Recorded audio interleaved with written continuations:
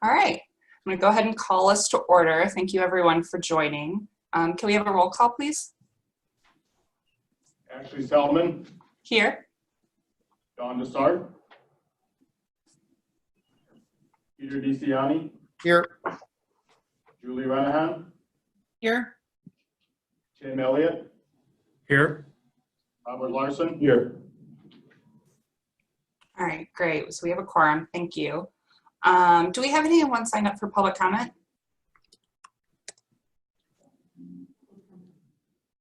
No public comment. No public comment. All right, great. So next is approval of minutes. I'd be looking for a motion. So moved. Second. All right, any discussion, corrections, anything like that? All right, please take a roll call vote. Roll call, please. Put the order again. Yeah. Ashley Selman. Aye. Don Desart. Not here. Peter DeCiani. Aye. Julie Renahan. Aye. Tim Elliott. Aye. Robert Larson. Here. Aye. All right, so that passes. Thank you. I don't have anything under chairman's remarks today. Next is staff updates, talking about our grant program updates. John? Thank you, everybody. Just a quick update on a few things. So interestingly, I just received this morning from IDOT their draft agreement for the Willowbrook Corners grant, which was good to see that they're moving forward with that. And I'll review that and get that, lined up on the committee at some point when we've gone through our editing of that agreement. Trails plan, kind of similar to other IDOT agreements, has been a little slow, and the CMAP agreement has not yet appeared at DuPage, and but DuPage is responsible for the consultant selection, the scoping, and all of that, and we anticipate a track probably with agreements in September, October, a consultant RFP in December now because of the QBS schedule. So looks like that will happen then. RTA corridor plan grant, mobility plan. The first agreement regarding this grant was signed by DuPage in July. We're finalizing the scope and the RFP with RTA presently, and expect the RFP to go out either later this month or early October. And we'll talk a little bit about what we anticipate with that mobility plan when Jessica and Sarah from RTA talk a little bit later on in the program here. RTA has consented to join us this morning to discuss the transit recovery and what transit may look like in the near future. It's an important time for regional mobility and economic recovery.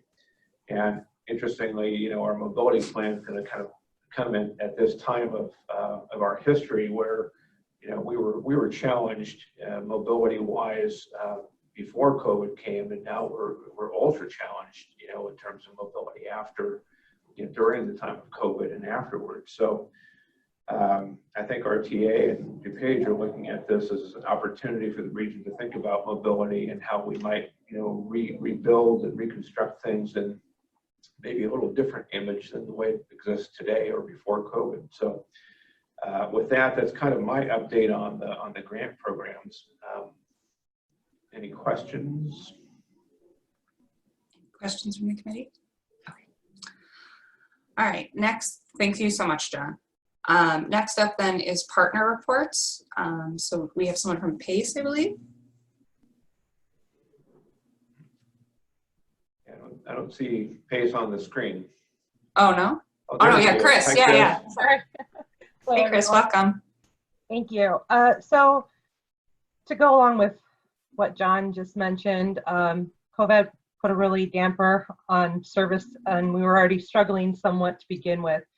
Overall, during the height of COVID, overall ridership was down about 70%.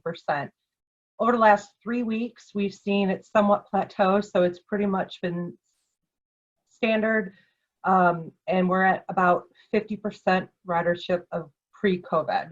So on our fixed route service, it's roughly 50,000 trips a day. 88 paratransit, during the height of COVID, it was roughly 80% down. We're now at about 45% down on ridership, which equates to about 8,000 trips a day. Funding is down.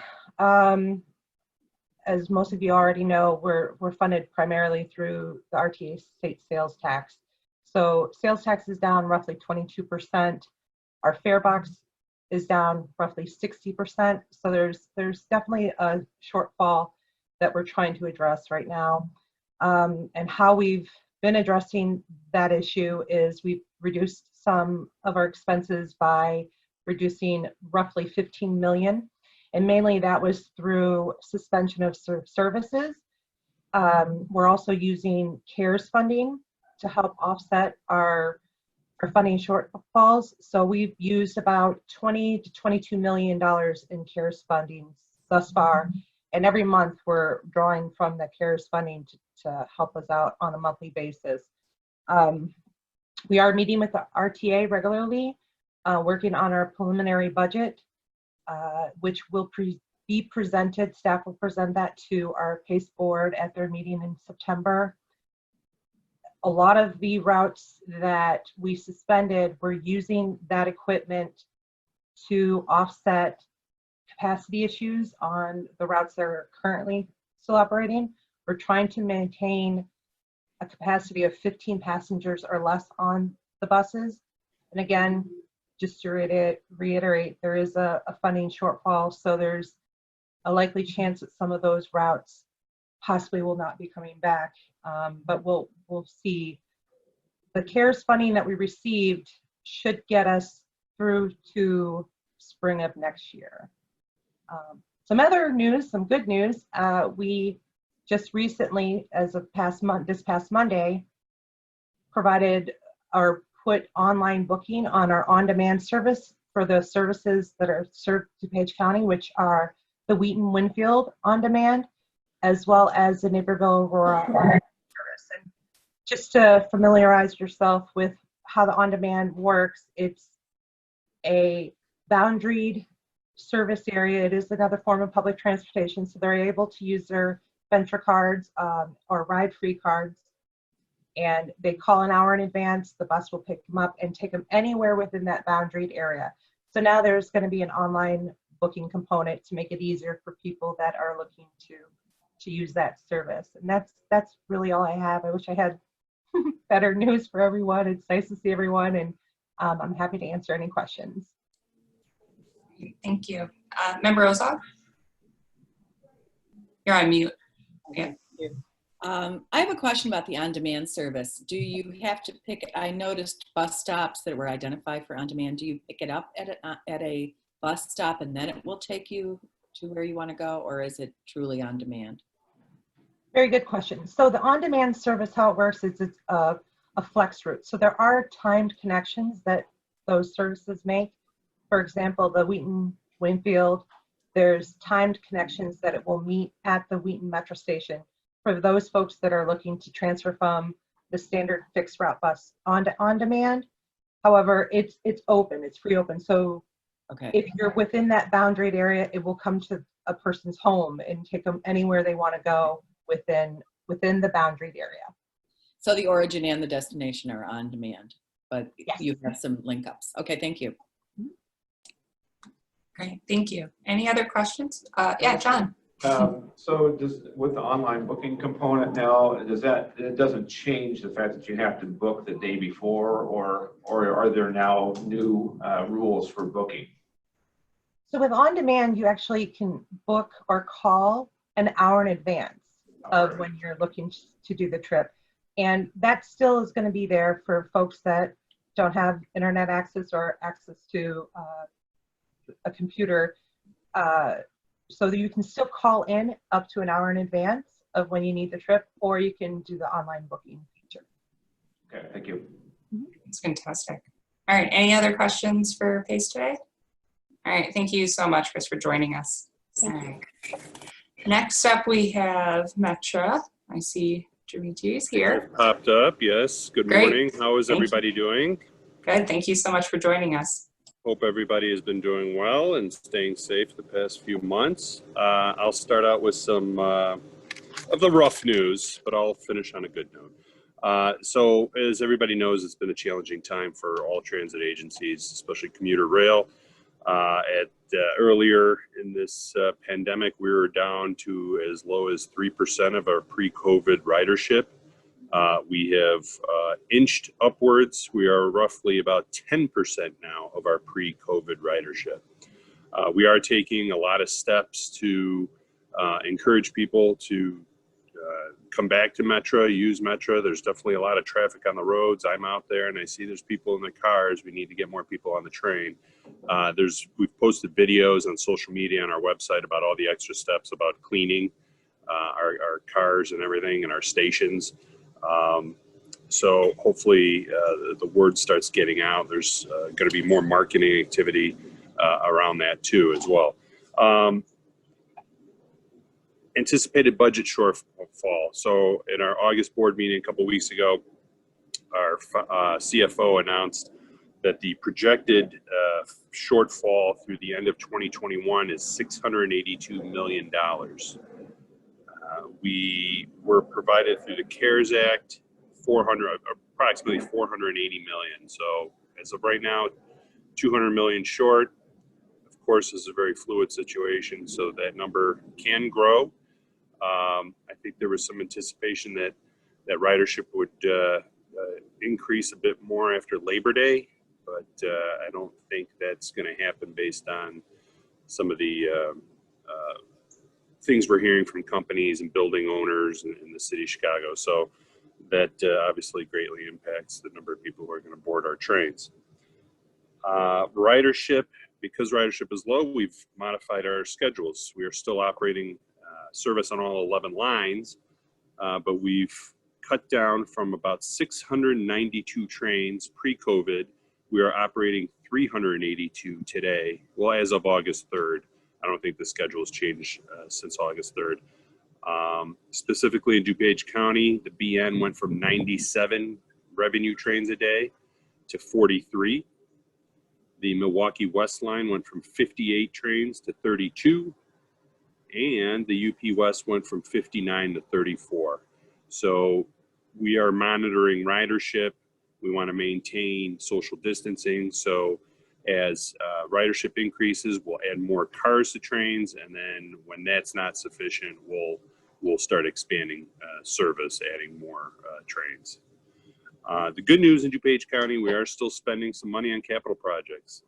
I mentioned before that we have an executed IGA with Elmhurst to contribute $2 million to their station and pedestrian tunnel project. We are looking to increase that another $2 million for a total of $4 million. So we're working on a draft IGA for that. Glen Ellen is a similar project, new station, platforms, and pedestrian tunnel. We're looking to do a similar contribution with Glen Ellen for $4 million total. West Hinsdale, we're currently rebuilding both platforms. If there's a little silver lining through all this, is that with lower ridership, lower operating number of trains operating is less, we've been able to expedite a lot of track work. Instead of phasing it, we're going out there doing work, so we're getting it done more quickly and saving money on those projects. West Hinsdale is an example of that. We've closed the station because ridership was just practically non-existent during this, to do both platforms at the same time instead of phasing it. So that station should be open up in around 4 to 6 weeks. We're replacing both platforms, fencing, and all that. Clarendon Hills, the village has undertaken a project to rebuild the station there. It's under construction. We have an executed agreement with Clarendon Hills to contribute $3.75 million in state bond programs, state bond program funds to that project. And Itasca, we completed the construction of new platforms in June. So we're still out there. We anticipate people coming back. We're making these improvements, saving money where we can.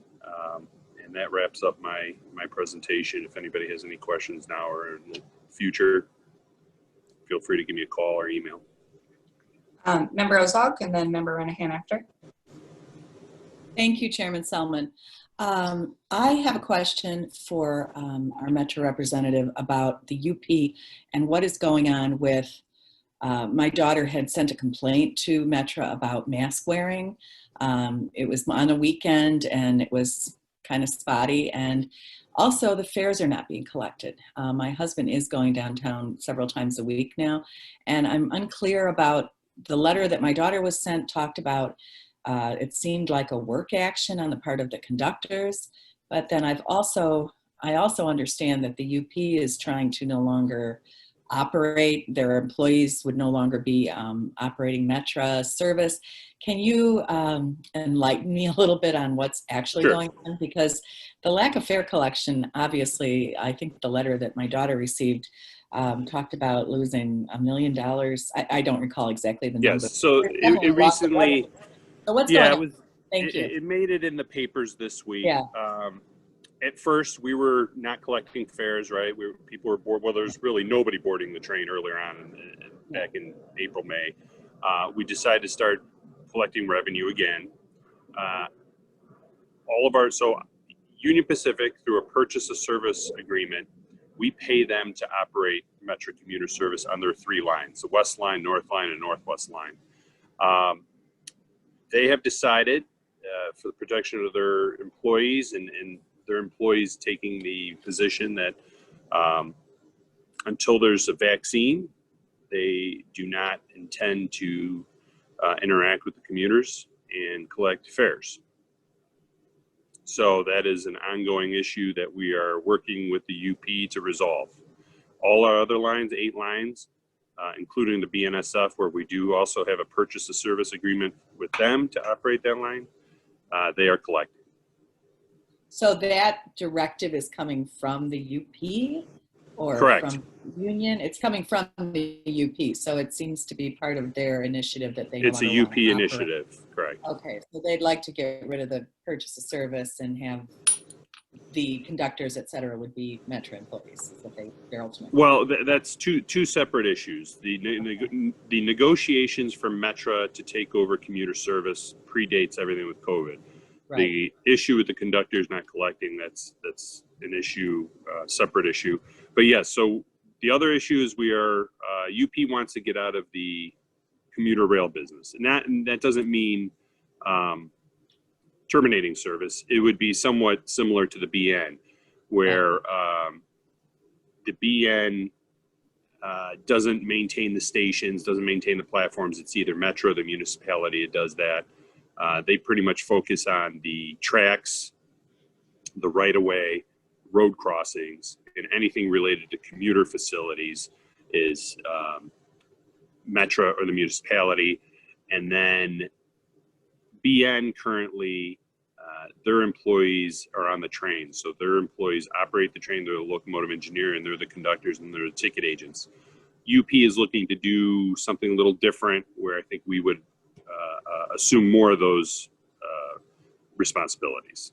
Okay. So Thank you. it's a business decision. Yeah. And thank you, Chairman Solomon. I need to go to another meeting, but thank you very much. I appreciate it. Thank Of you. course. Thank you for your helpful questions. Just to clarify really quickly, so the conductors aren't collecting cash fares, but if the person has like the Ventra where they just show it, they're still processing that, right? Well, if they activate their ticket. Yeah, so they're not like telling them like get in there and touch your phone sort of stuff? You're right. The conductor is not going through the train. So if you don't Oh, I activate your see. ticket, I mean, you could purchase a ticket and have a ticket, but if you don't activate the ticket, then you're essentially not using it. Right. Yeah. So it's ongoing. We've proposed some ideas, and I don't know where that's at in negotiations. It's a very high level issue that I haven't gotten all the updates, but I'm sure since this is now in the media, we'll be releasing some information soon. Right. And then Member Renahan, I think you had a question next. Yeah, quick question. Thank you, Chairman. It's easy to spray things down, ask people to wear masks. What about ventilation in the trains? Are you guys upgrading anything? I don't know about upgrading. I'd have to check with our mechanical department, but I think they're doing. They've changed the filters and are changed the quality of the filters and changing them more often, is what I understand. But to change the whole ventilation system on the train is not feasible. All right, thank you. Any other questions? All right, thank you so much for joining us today. I really appreciate all your updates. Yeah, no problem. All right, and then our last partner update is from RTA. John, do we have RTA? Jessica's with us today from RTA. Jessica, is Sarah with you too, or? I am, yes, we're both here. Sorry about for the awkward pause. Yes, we're here. Sarah's going to go ahead and give an update first on the Mobility Services Department, and then I'll talk through our recovery planning. So Sarah, go ahead. Hi, everyone. I just wanted to introduce myself. I'm Sarah Blair. I'm from the Mobility Service Department with the RTA. So what I do is I go out to the community and I work with older adults and people with disabilities and educate them on reduced fare, ride free, our free travel training program, and ADA paratransit. I just wanted to give you an update what's going on during COVID. We are still providing presentations, but virtually. So if you know any agencies that are interested in learning about RTA resources and the programs, feel free. I'll send out my contact information, send them my way. I'll be happy to talk to them one-on-one. And then also with the programs like the reduced fare and ride free, you might be getting questions. We are doing a lot of that virtually and over the phone. We're processing renewals automatically, things along that nature. So we're trying to make everything super easy for our customers so they're able to still use public transportation, have those discount cards and all that goodness. So I'm going to send it over to Jessica and she's going to take it away. Thanks, Sarah. So I am going to try to share my screen. John has given me a code. So let's see if we can do this. So hopefully you're seeing a slide that says Strategic COVID-19 Recovery Planning for Transit. Do you see that? Good. Yep, we see it. Excellent. I didn't need the code, John.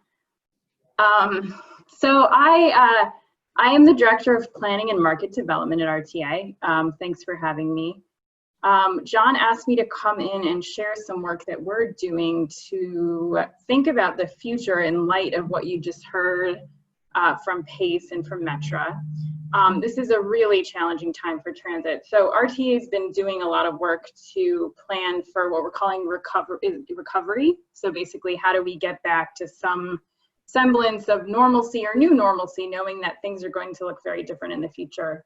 So we're doing a few things at RTA in that vein. One thing we're doing is continuing to talk about our strategic vision and our goals. I'm going to share those again with you in a moment, but basically in times like this in crisis, we know it's important to lean back on what we all agreed were our priorities before we were in crisis, and to not change our priorities, but think about how we need to adapt our strategies to achieve those goals and that vision in light of what might be a very different set of circumstances.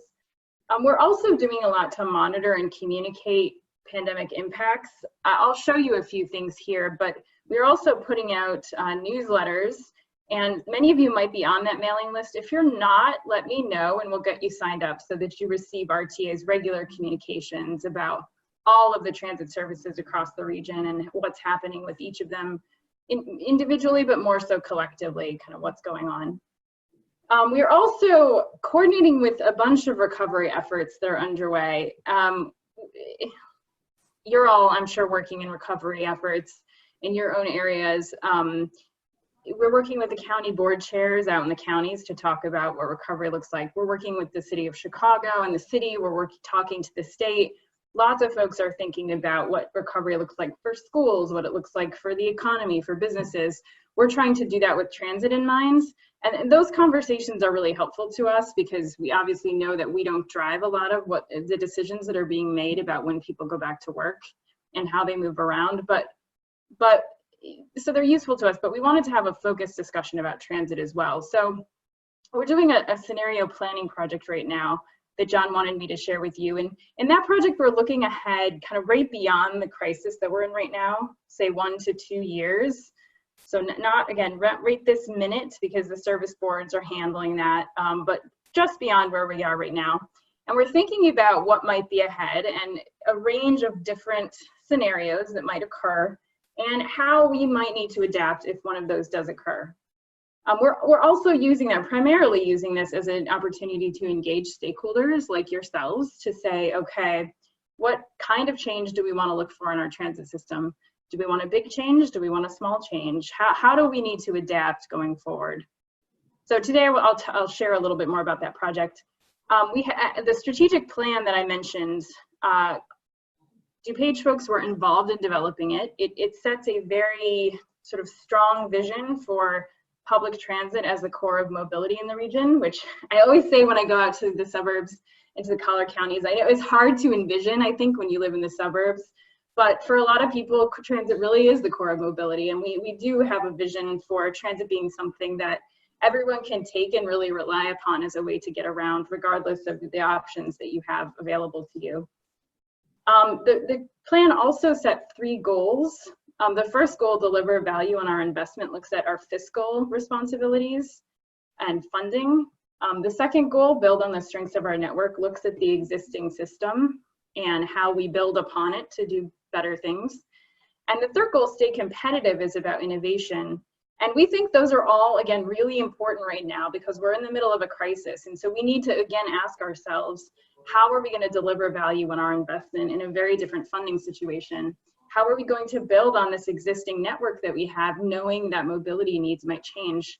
And how do we stay competitive, knowing that people might be reluctant to ride transit for a while? And a lot of people are riding right now, but a lot of people aren't riding as well. And issues like mask compliance, as we were just talking about, come up a lot now. So going into 2020, we expected this year to really be about capital investment, and Demetrius shared a bit about Metro's capital work. The agencies are still doing a lot of construction, but that really was supposed to be our focus this year, along with these goals. But in March, everything changed. When the stay-at-home order went in place in March, things changed very quickly in the economy, in the way people move, people's willingness to travel, and transit was very much impacted, as Chris and Demetrios were sharing. This is a chart from a dashboard that RTA has created looking at ridership, and you can see in a chart here what they were talking about, and that ridership shifted very quickly from to being more about taking people who needed to take those essential trips, and folks who did not need to take essential trips or could work from home stopped taking transit altogether. So ridership really fell off a cliff and was down as low as 85% in March and April. As of August, it has sort of reached more of a steady state, and there's a little bit of an uptick, but we're about 66% below usual levels right now across all of our services. And PACE has been the least impacted in terms of change from 2019. That's the blue bar at the top. Metro has been the most impacted. So you heard that in both of what both of them were sharing. The agencies, things didn't only change in who's riding transit, but things changed in the way that the agencies needed to focus their energy. So they spent a lot of time on communication, on visible cleaning, on changing the way that they board and collect fares so that they can keep people safe and keep their operators safe.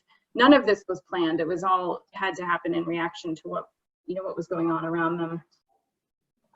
The other thing that they all did is tweaked service. So they also mentioned this, Chris and Jimmy's just mentioned this, but here you can see on a map. So on the left is a map of our transit system under usual circumstances.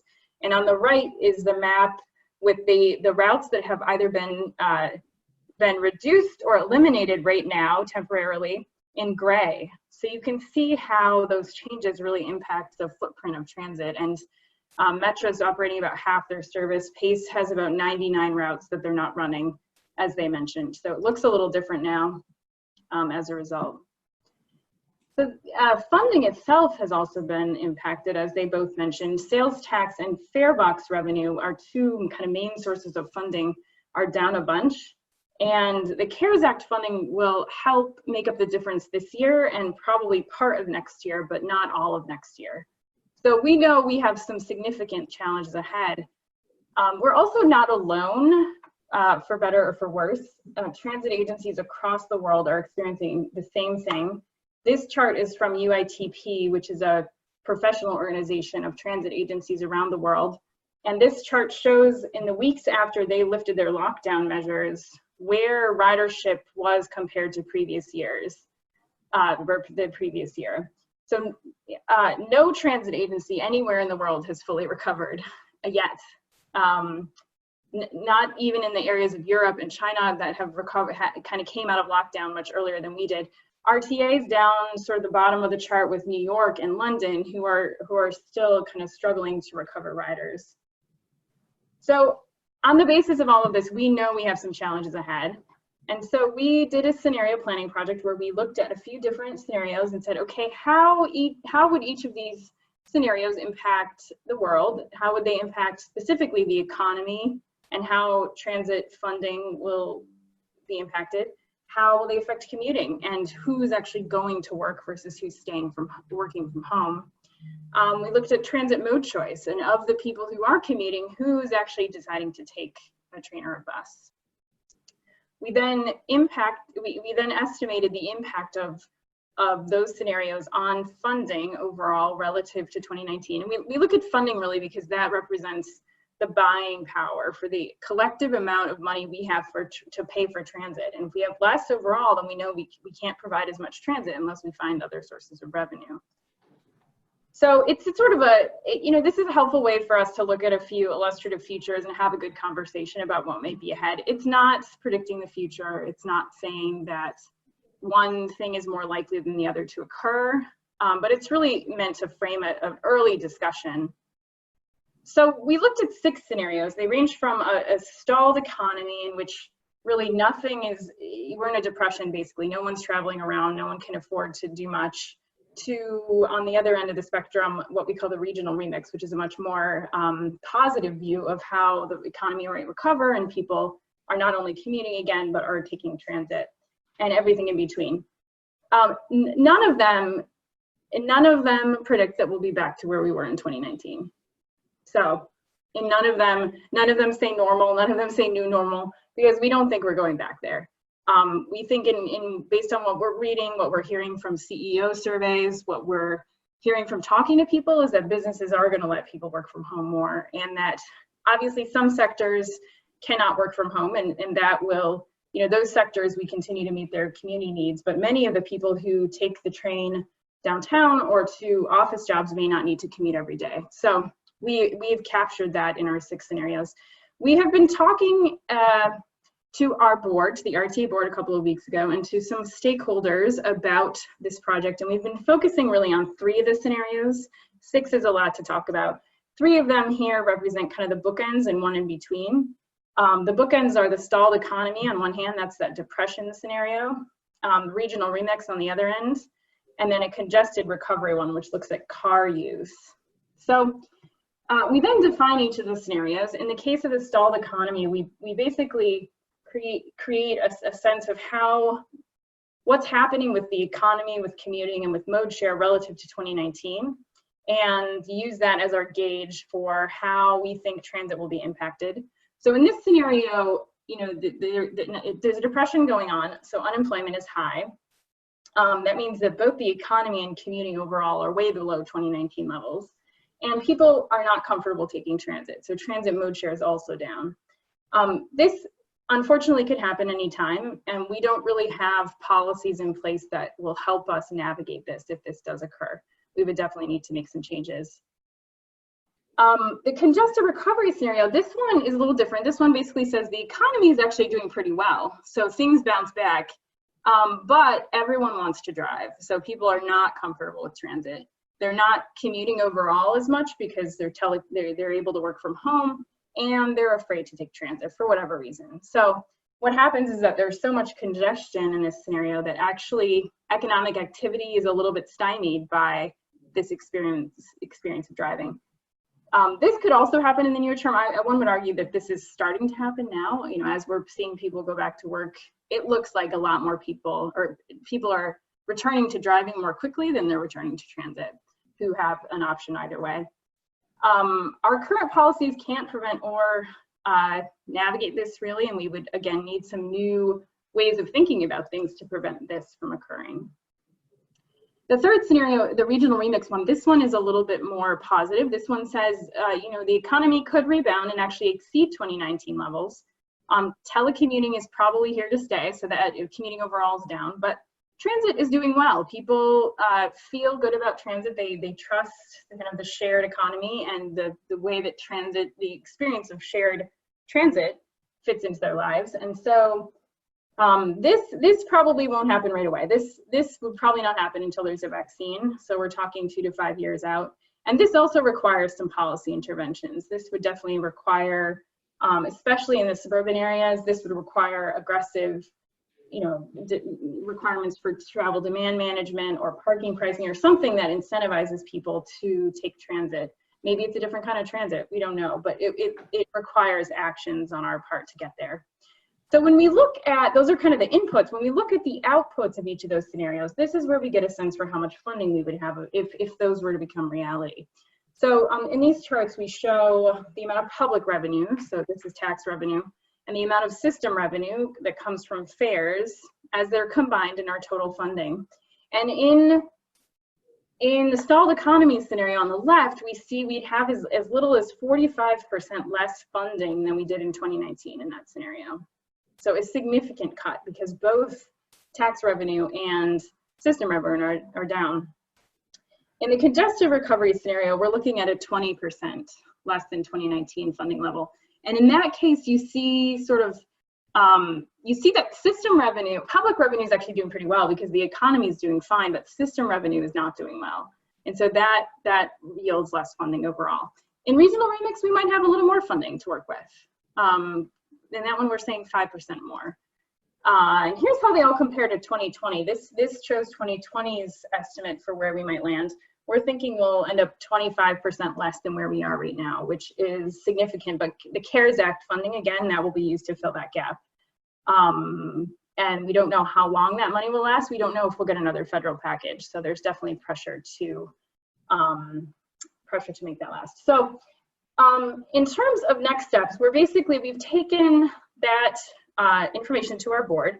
We are now meeting with stakeholders. We had a couple of workshops to do that.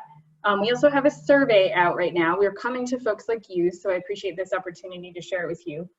We would very much appreciate if you could fill out that survey and share it with others, because we really need to understand from the region how much people want to see change and how much change people want to see and what folks think is the opportunity right now, because it's a challenging time, and on any day, I think changing something in a very large system like ours is hard, and I think it's going to be even harder now, but we might have a window of opportunity. The RTA board was very bold about, several board members spoke up about their support of changes to transit, and we're hearing a variety of ideas from stakeholders, so we'd appreciate that. We are going to present this to the county board chairs next week. Our executive director is going to do that. And we're also going to be talking with CMAP. So we're going to be getting some input from the suburbs via those means. But if you do have a moment to fill that out or to send folks to do so, I think that would be helpful to us. So that's really all. I hope I didn't overstay my welcome, but I'd be happy to take any questions or hear thoughts from you on what you think our challenges might be or what kinds of changes we should be thinking about. Jessica, thank you so much for a really comprehensive presentation. I think the way you've kind of compared the economy and ridership and linked those is really interesting to me. I just sort of my own feedback on remote work. I know in our household, my fiance was originally told maybe after Labor Day you'd go back, and now it's maybe next summer. And his department will probably be mostly remote. And I also know the only people I know who are commuting downtown are doing so in cars. So I think that lines up pretty well with what you've seen. I would just ask that you would send maybe this presentation. I'd love to dig a little bit more just for my own nerdy interest into the different economic situations you laid out. And then please also send us that survey link. If you just send it to John, he's always great about distributing that to all of us. I'm sure many of us will take that survey and then push it out to our networks. Member Elliott, do you have a question? I just wanted to echo what you said, Chairman Snellman. I thought it was an excellent report and the slides were outstanding. So thank you very much. Member Renahan? Same. I appreciate learning. I think it's so important right now what's going on with COVID. And I hope we've got some, possibly we'll have some federal assistance coming through if that HEROES Act ever goes through.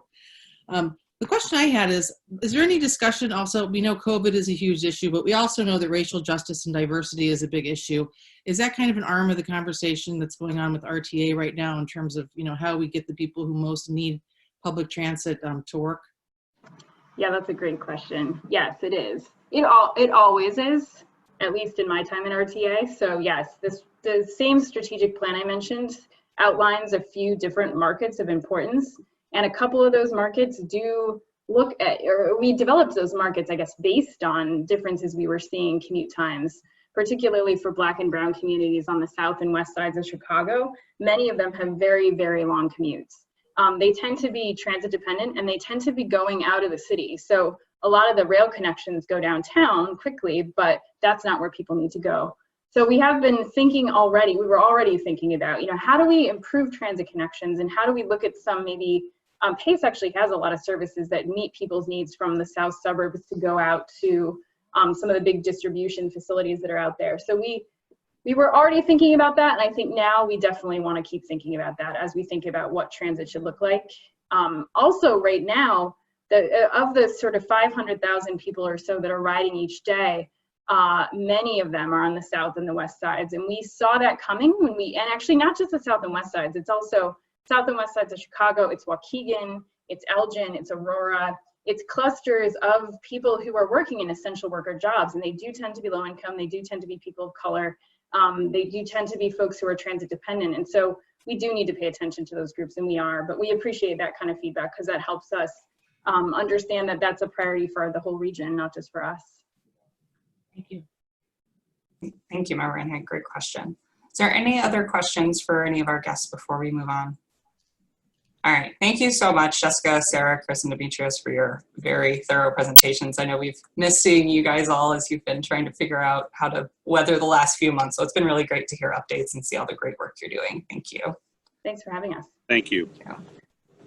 And let me pull up my agenda here. All right. Anyone have any old business? Any new business? I was just going to comment, this is Dimitri. Just want to say, unless our budget process changes, we are on the October 13th DuPage County Board agenda to present our 2021 budget. Great. Awesome. Look forward to seeing you then. All right. Any other questions or other business today? All right. Without objection, we're adjourned. Thank you so much for a full meeting today. Thank you. Thank you, everybody. Thank you. Thank you. Bye-bye. Have a good day. Thank you. Think about